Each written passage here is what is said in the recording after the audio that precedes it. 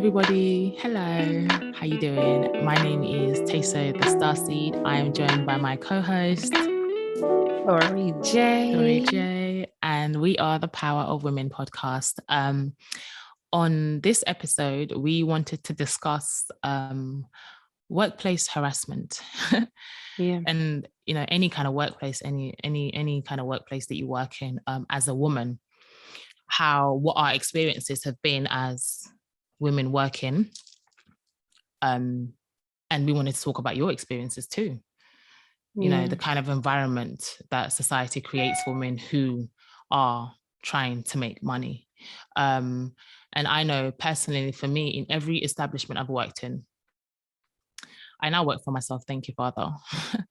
But in every establishment I have worked in, I have had, well, apart from maybe one when I was like 17 or so, but from 21 upwards, I have had issues with harassment in the workplace from men, period. From male managers, male owners, founders, CEO. And it's been so bad that I've had to leave my workplaces on several occasions.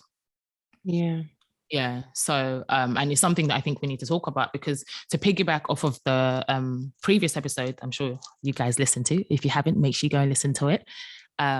We discussed, what was it? Here I am forgetting. We mentioned how, sometimes the wage gap between women and working women, and how society used to make it very hard for us to work. And in fact, they still make it hard for us to work, because we know, statistically speaking, women get paid significantly less than men for the same roles, particularly Black women get paid significantly less. So we're already dealing with these biases within the workplace. We're not really made to sit in positions of management or in the boards. It's normally male dominated, a lot of our fields. So we're dealing with that. And then on top of that, we're dealing with sexual harassment, all forms of sexual harassment. And I've left a few of my workplaces because of sexual harassment. I remember, even if it's subtle, it's still harassment. Like in one place I worked, the last place I worked in the UK, I worked as an account manager and a recruiter for a firm. And this was owned by a white duo. One was Jewish. And I mentioned the race as well, because I find that a lot of people, when they talk about harassment, especially sexual harassment, they tend to say, well, Black women, we tend to think that it's only Black men that do these sort of things. But I always say that it's the patriarchy, period. And his harassment was you could call it subtle, but I was in a stage in my life where I could call it out. I could see it. It was making me very uncomfortable. It started very small. I think he started with calling me, my name is Teso, as you know, Teso the Starseed. He would call me Tasty. He'd be like, I think I'm just going to call you Tasty. Oh, your name is Tasty. And I remember feeling really uncomfortable. Like, why are you calling me Tasty? You're not calling anybody else in the office Tasty, but all of a sudden my name is now Tasty. And then he would also always want to hug and kiss on both cheeks, And I'm in a position in this, I have to be honest, in that situation, I allowed him. I never said, don't call me Tasty. I never said that, even though it made me feel uncomfortable. I never said, I don't want to hug you. I don't want to give you kisses on the cheeks. I just played along. Do you know what I mean? And then they would make comments about certain things that I would wear, or even asking me to be the coffee maker. It's not sexual harassment, but it's still harassment in the workplace, because I'm a senior account manager. It is not my job to be making coffee during board meetings and you have people there. Why am I the one? Because I'm like one of the only few women in the office. So you just go ahead and make coffee. So I turn into the coffee runner as well. And then I'm going into the meetings, bringing the coffees, and you're telling me, thanks, Tasty. That's harassment, in the subtle, and I mentioned that incident to be in the very subtle way. I've been in situations where I've actually had to leave again because the people that I'm working with, mostly the founders or the CEOs, are just ridiculously inappropriate. They want to touch me. They want to do, when they walk, again, let me have a hug. Why do you keep wanting to hug your employees? Why are you trying to hold my hand? Why are you touching my waist? Why are you making inappropriate comments about the way I'm dressed? Yeah. And this was so bad that I had to then again leave my last workplace, because I told, he was actually one of the, I think he was the CEO. And I'd sent several messages, you know, and I like to do emails because emails they keep a paper trail of any kind of harassment, you know. Mm-hmm. So I would tell him, you know, I think you're being inappropriate and I really just want to do my job. So can we not, just in case he wasn't sure, even though I'm sure he was, but I just thought, let me give him grace. Yeah. After the second or the third email that I sent, I ended up resigning because of my views. He was really not taking my issues on board at all. You know, I would complain about him touching me, touching my waist, trying to hug me, holding my hands, making inappropriate comments. Sometimes he'd even try and tap my head like I was his pet. You know, and I couldn't stand it. But every time I would say something to him, nothing changed. So I realized, I thought to myself, he's really dangerous. Anything can happen to me. I don't even want to be working late at night with him because you clearly do not have the level of control. You say you've brought me here to do a job and I'm doing the job for you, but you don't care. And I was doing a great job because his establishment wasn't doing that great. And you wanted someone to come and get your staff up to scratch. And that's what I was doing. But you want the need to have me, to have the woman was overpowered your business needs. You didn't care. Yeah. You know, and so I had to leave. And that's not ideal for me. I don't want to leave my job. You know, I don't want to have to leave my source of income because of your control. And that seems to be the stories for a lot of women. Do you know what I mean? I definitely know what you mean. It's funny because that unfortunately is why most women will stay and take the abuse and deal with the harassment, because the harassment is it's abuse.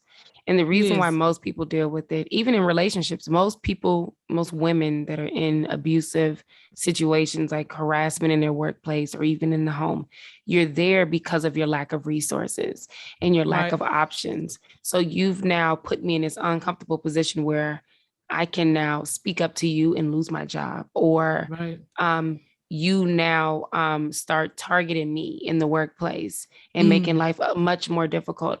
And a lot of women, we've learned that from very young, you've learned that it's normal to be harassed in the workplace. And then you have to do these awkward smiles and listen to their perverted jokes. And you have to like laugh along, like, play along like it's funny. Like, and another thing I don't like that I've experienced far too many times is like their entitlement to touch you and grab you, like hug you and get close to you. And it's like you don't do that with the men. Like, keep your hands to yourself. I don't want you hugging me, touching me. And then it sucks because when it's your job, girl, I know. It's like, this is my job. And it's like, I know if I say something, because men, despite what they like to project onto women, men are so emotional. So emotional. They're so emotional. You can't even turn them down and tell them no, or tell them stop, or tell them that makes me uncomfortable. Because as soon as you tell them that makes them uncomfortable, they get offended by you telling them that they're making you uncomfortable, and then they behave worse. Now it's a different monster you have to deal with, and sometimes between the two monsters, it's easier to deal with the one that's being a pervert and cracking jokes and trying to get too close, hugging me. It's like, and the real mean one that's outrightly like mean and like being nasty, and just, it's crazy, bro, too, because you told him no. I have not, simply just because you've said no, girl. I have never worked anywhere where I have not experienced sexual harassment. Likewise. Ever. I've worked, we actually had a lawsuit that I was in with quite a few girls years ago. That's when I first met you. Yeah, years ago. Years ago, girl. My my friend that initiated the lawsuit, she's since passed, but she was one of the ones that didn't like it and didn't want to take it, and she got fired. And that was what she got for standing up. And a lot of us would just be silent and be like, dang, like, this is my income. Yeah. And it sucks because even beyond that, I have worked in the music industry. I've worked on different music projects, and can imagine that's a very male dominated field, right? Girl, the music industry. Yes, it is. Yes, it is completely male dominated. And anytime I've ever worked with a guy, they have always eventually taken it there and they Without get fail. completely disrespectful. And it's Without funny because fail. every time I'm like introduced or interviewing or meeting and connecting with somebody to work with them on a project, I always like start off with I break the ice with that. Like, one thing I do not tolerate and I do not deal with is men that try me. Like, I don't want you to be disrespectful. We're here to work. And I always share my experience, and they always still cross that boundary. They're like, oh no, because they think it doesn't apply to them. Yeah, no. No, I think I would The never ones that do take that. their time. Yeah, girl, it's so disgusting, and it's great. I'll give you one better.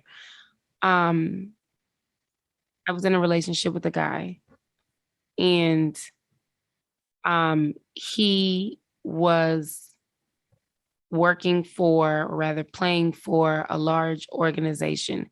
And the man that was the president of that organization, he loved me. Every time he saw me, he was such a pervert, like just a old pervert. You know those ones. The old ones too. He's like, oh Lord, hey. They literally lighting up. They can't help it. Yeah. He's so excited to see me, want to hug me, want to grab me. And he always would do that. And I'm like, you don't like it as a man. And if this was anybody else, you would be ready to nothing. Right. You say nothing. Keep your mouth shut. And it's like, even in those kind of situations, it's your workplace. It's not even my workplace, but you are you still understand. Listening it, yeah, you still understand that you can't even speak up to say, don't touch my woman like that, or hey, get out of her face. You being a little too friendly, cracking a little too many little perverted jokes. You can't even speak up with your own woman in your workplace because you understand that this system is so oppressive to women that we definitely can't speak up, and you can't even speak up. You got to sit there and deal with it and watch it and laugh like it's funny. Right. You know what I mean? And probably like, now crazy. Be irritated at me later on, but not be able to say that you're irritated. Girl. What was I supposed to do? You can't do nothing. Protect her. Girl, it's real deep. And people know that. People take their spouses or their partners to, work events and things like that. And, it's always perverted people that you work with. And you just sit there and you sit back because you don't want to cause any problems. But it's like, what do you think a woman is going through if she can't speak up for herself and this is her livelihood? If you can't even speak up, if it's your woman. Yeah, they don't care though. That's the thing. They don't care. Like, they continue to do this. And to be honest, I'll say something, right? And because, ladies, I know that it's really difficult for us, especially when it is our only form of source of income, but we deserve so much better, and you don't have to put up with it. Like, the universe will always provide an alternative. Like, in a sense of, I saw something on Instagram, I'm always social media, and this lady was speaking about it was a girl, and I loved it, and I do it too actually now, although there's been a few instances where I've caught myself doing that flipping uncomfortable laughter that I hate, and when I find myself doing it, I'm like, no, don't. But there was a lady, and she said that her dad told her that, whenever men make sexist jokes that they know, or just absurd jokes, don't awkwardly laugh. So what do you mean explain? I don't get it. Like, I didn't think that was funny. What do you mean? Let them feel just as awkward as they just made you feel. Made you feel. Like, I want you to feel uncomfortable too. Let me just stare at you.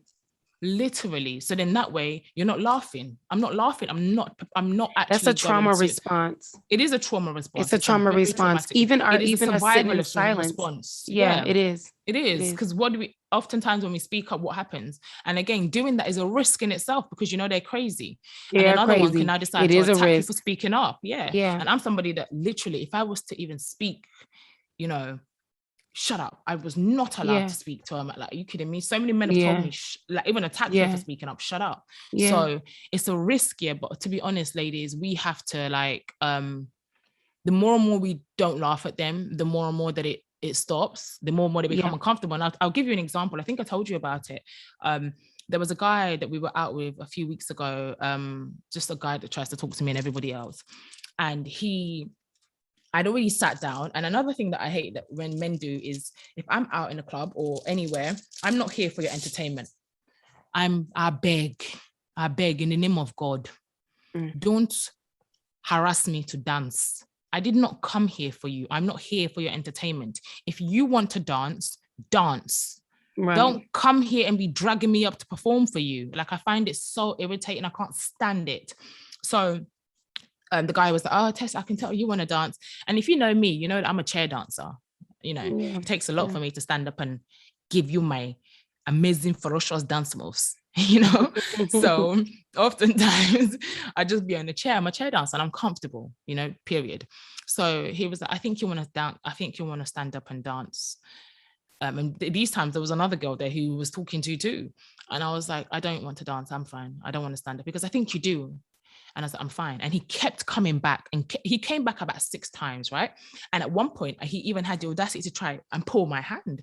I remember thinking, oh my God, you have no control. So I just stared at him, and he moved his hand back and realized he'd crossed the boundary. But why are you so desperate or feel so entitled to seeing me perform for you? I don't even know you. I've met you once before.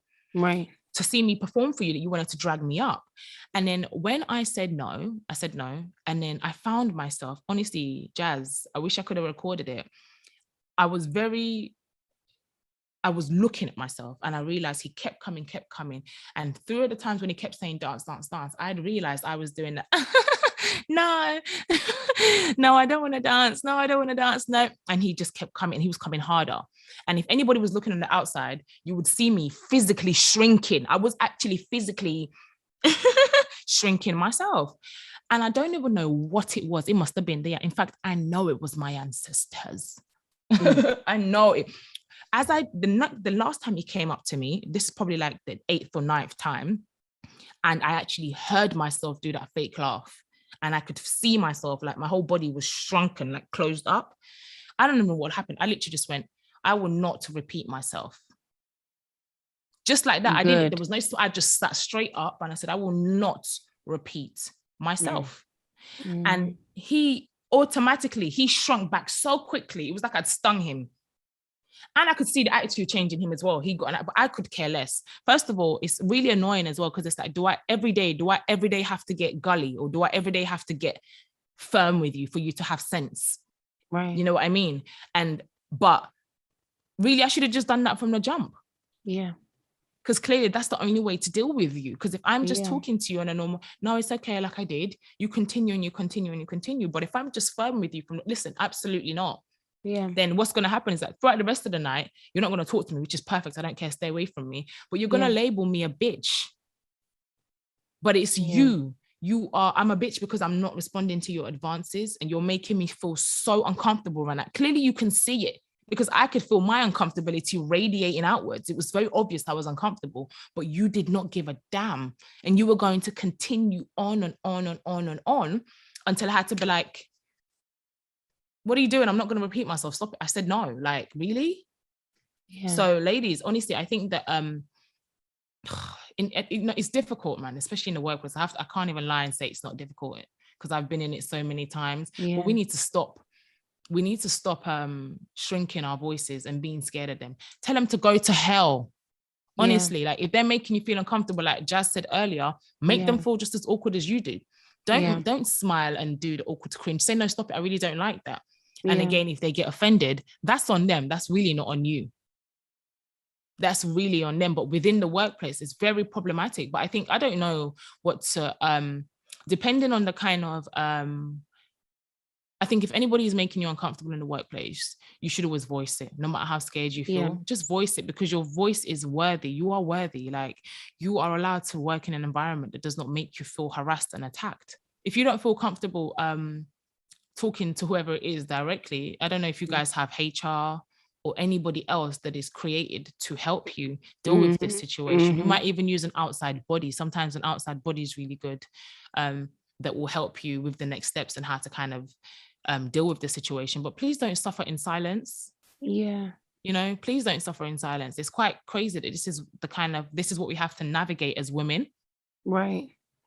Sometimes you feel like your best bet is to not speak, so that you can avoid maybe being attacked, maybe losing your job, violence. You know, and it's a shame, because that is your day-to-day as a woman. Whether you're even when you're harassed on the street, it's like, how do I respond to this guy? Do I just tell him no? Is he going to come attack me? Or do I tell him, oh, I'm in a relationship? Because men respect other men before they respect you. So sometimes, and even then, sometimes they keep trying. So it's like, you know, in the workplace, it's so scary, because for some women, you know, your livelihood, depending on what other options you have, that is something that's a difficult thing to put at risk. And it's a shame that you even have to put it at risk. And I cannot lie to you and say that um, I've never been silent in those situations, Yeah, me, but I have it was a too. lot more freeing the few times that I stood my ground and I left, or I stood up and I walked away, or I quit my job, or I joined those other women and we pressed charges. It was very Mm, difficult, but it was a lot more freeing. And I will tell you, I am still here and I'm yeah, better and I'm okay. yeah. Um, I'm not going to tell anybody to make any Rash decisions, yeah. rash decisions. You always be wise about what you do. Always be wise about what you do and how you do it. Um, but protecting yourself, your sanity, and your space, Paramount. it is critical. Like Mm, mm. you have to, like you deserve it. And who else is gonna do it? Yeah, yeah. And you're literally in charge of your quality of life. That's the one thing that I'm realizing as time goes by. We give other people power over our lives and our Mm-hmm, quality of life, not mm-hmm, realizing that we actually have the power to create a phenomenal life for ourselves and create right. the lifestyle that we want, because you'll be in that situation, for example, and you're like, oh, so you're going to work every day and you're hating it and you're dreading it. In fact, the reason I left this employer, apart from his harassment, after his last harassment, I remember speaking to a friend of mine and I said to her, I dread going into work. That's what I said to her. I didn't even realize that I'd only been there like a month, but it Mm, got into the stage where I was dreading it. He was making my life mm, hell. And she literally said to me, she was like, you spend so much of your time there. You can't dread going into work. It doesn't make sense, Tess, you know? mm. So I sat there and I just thought to myself, okay, all right, let me get, like, I had to, and I knew that I had to go. That was when I said to him, you know what? And I had to find other alternatives. Right. So even though, again, you don't have to leave straight away, you might take your time, you might try and find another job before you leave, whatever it is, but you are in charge of the kind of quality of life. Your boss is harassing you, or it doesn't have to be a boss, it could be a colleague, anybody is making you feel so uncomfortable at work in your working environment. You can change that. Yeah. You can change that. You may not even want to, like, some people may not want to go as far as pressing charges or even calling them out or anything like that. I get that, fine. um but you can change that. You can leave that situation. You can remove yourself from there instead of spending your whole life or a big portion of your life like Yeah. dealing with that. So you Right. literally are in charge of your quality of life, and anything else that your brain tells you, like, it will create obstacles as to why you can't do it. But unless you put your first foot forward, you can't get out of that situation. And you Yeah. can. It's all Yeah. in the power is literally all in your hands. Don't let anybody make you feel like you don't have the power. You actually do. You can create the best quality life for yourself that does not involve dealing with harassment or pacifying abusers. I absolutely agree with that. We're always trying to make our abusers comfortable, Oh, and we're always trying to protect our abusers subconsciously, by always. not speaking up. But you have to be willing Mm, sometimes to walk away for your peace and for your sanity. What are you willing to do for you? We don't want to make men and people in these positions of power feel bad by calling them out. right. Like For it's what? it's it's a shame. It's like, why don't we feel that way about Yeah. ourselves? And Why there's don't you also feel stigma as well. bad? They feel like they're gonna blame us. They Well, do because that they as well. do. Because Yeah, they yeah, do. because Because you yeah, will get sometimes blamed. yeah, they say, "What did you do? You've caused it. You've done Yeah, something. You've yeah. And yeah." that's okay too. You also have to be willing to, Take that um, on, yeah. yeah, Doesn't deal with matter that. if that's what you're gonna get for Yeah, speaking your truth, then it is, yeah, man. yeah. And I'm It doesn't learning that matter. too. Yeah, as long as you stand firm, you know what has happened, and you know your truth, and you Yeah, know, um, how freeing it'll be, or at least if you don't know, yeah. it will be, to be able to walk Hmm. away and really step into your light, man. Step into it. And to Definitely. be honest, like the way this world works is, what I'm learning is, everything that happens is for your best interest. So if you honor yourself and you honor your soul in that way, Mm. God, the universe, your Always guides, they works in your always make favor. it It'll so much come. better for you. It's like, oh, okay, I see you. Look at you honoring Yeah, yourself. Here you go. yeah, You didn't even know I had yeah. something better coming. So Right. You know, we have to have more faith as well. Sometimes it'd be like that fear of like, what am I gonna do now? Yeah. Don't worry about that. Honor yourself first. Yeah, absolutely. Absolutely. Yeah. It's important. And I just remembered, like, you know, when you spoke on to carry on, when you spoke about an ex of yours, that even his employer, even his boss would be harassing you and he would say nothing, right? Nothing. It reminds me of this was actually my last official boyfriend. I always tell people I've been single for 3 years, but I haven't. I've actually been single for 6 years. I did the math the other day and I was like, I've been single for 6 years. Nothing wrong with it though. I love it. But that's right. the last official kind of boyfriend that I had, I remember I was working in Abuja and then I had an issue with my boss, a really severe issue with my boss, the person that I was working for at the time. And he tried to attack me basically. He'd been trying me for a while and he didn't get then at one night he just had enough and wanted to really attack me, wanted to like rape me, you know. He'd lost it, he didn't care, he was like really vicious and violent, right? Thankfully he didn't get to do what he had in mind, but it was a really traumatic experience for me. And I remember my boyfriend at the time, I told him about it, and then not much came from it. And then I remember a few weeks later, he told me that and I obviously ran away from this employer because he was crazy and left everything. And then he told me that he saw him. My boyfriend told me that he saw him. And in fact, he said hello to him. They said hello to each other. And I remember just thinking to myself, you are so like, what kind of a mess and a repulsive mess are you? How am I telling you that this man tried to kill me, he told me he was going to kill me. He actually said, I'm going to kill you, and then tried to rape me. Like it was a real serious event. And you knew all about this. You're the first person I called after my parents. They're like, oh my God. And you see him a few weeks later and you tell me, oh, by the way, I saw your boss. Yeah. I said, so what did you say? Nothing. He just said hello and I said hello. Girl, let me tell you, when they react like that, instantly I'm like, you could do that too. You're a rapist too. Yes. Yeah. Yes. That is, I don't know what's more scary. Like it's such a scary reality to realize like, y'all are the same. You're the same. Yeah. You'll do the same thing. You would. Oh, that is so true. That is so true. That's why they can't speak to each other. That's why he couldn't say anything. Yeah.